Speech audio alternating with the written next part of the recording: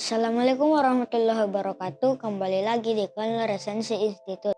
Kali ini saya akan meresensi buku yang berjudul Kisah Nabi Yunus. Oke, langsung saja kita mulai pada ceritanya. Nabi Yunus alaihissalam merupakan keturunan Nabi Ibrahim alaihissalam. Ia berasal dari Palestina. Ia diperintahkan untuk berdakwah di Ninawa, dekat Irak. Penduduk Ninawa hidup berkecukupan. Sayangnya, mereka sangat bakhil.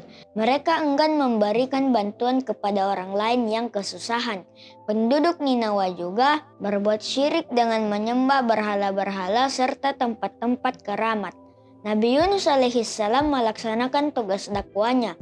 Ia mengajak penduduk Ninawa untuk hanya menyembah Allah Subhanahu wa Ta'ala. Dakwah Nabi Yunus alaihissalam disambut dengan sinis oleh penduduk Ninawa.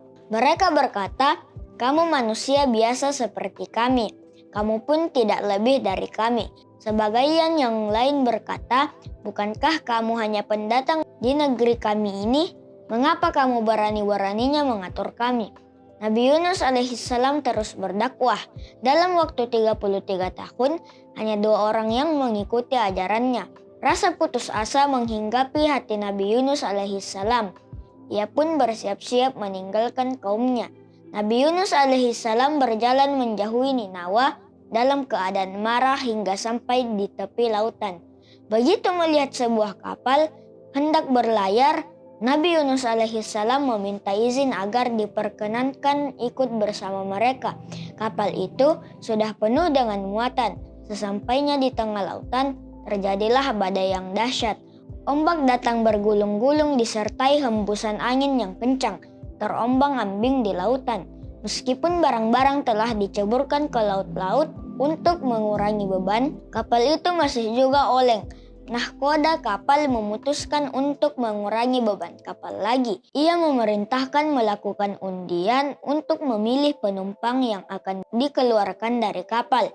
Dalam pengundian sebanyak 3 kali berturut-turut, nama Nabi Yunus alaihissalam yang keluar. Mau tidak mau, dengan penuh keikhlasan, Nabi Yunus alaihissalam menerima keputusan itu. Tubuh Nabi Yunus alaihissalam meluncur ke laut. Bersamaan dengan itu, Allah Subhanahu wa Ta'ala mengutuskan seekor ikan besar untuk menelannya. Laut yang bergemuruh mendadak tenang kembali.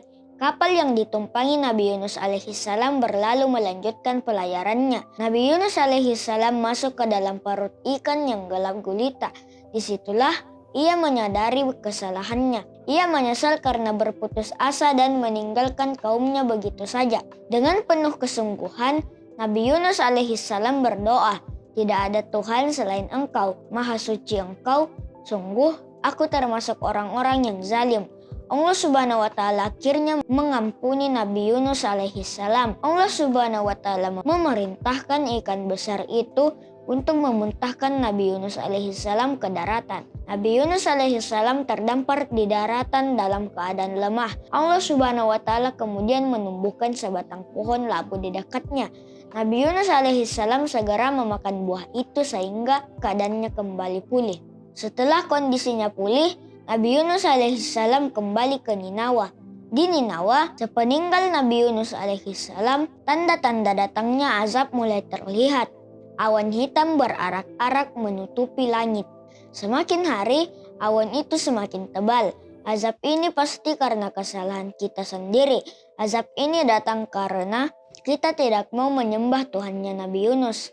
Kata para pembesar Ninawa, "Kita harus mencari Nabi Yunus agar memohonkan ampun untuk kita," kata sebagian penduduk Ninawa. Penduduk Ninawa mulai mencari Nabi Yunus alaihissalam dan meninggalkan berhala untuk menyembah Allah Subhanahu wa Ta'ala. Mereka bertaubat kepada Allah Subhanahu wa Ta'ala dan menyesali perbuatan mereka. Perlahan-lahan, awan hitam yang menaungi Ninawa mulai menipis. Semakin lama, awan itu semakin hilang hingga langit cerah seperti semula. Kebahagiaan mereka semakin bertambah ketika melihat Nabi Yunus alaihissalam telah kembali. Nabi Yunus alaihissalam pun bahagia melihat kaumnya telah bertaubat. Ada pertanyaan?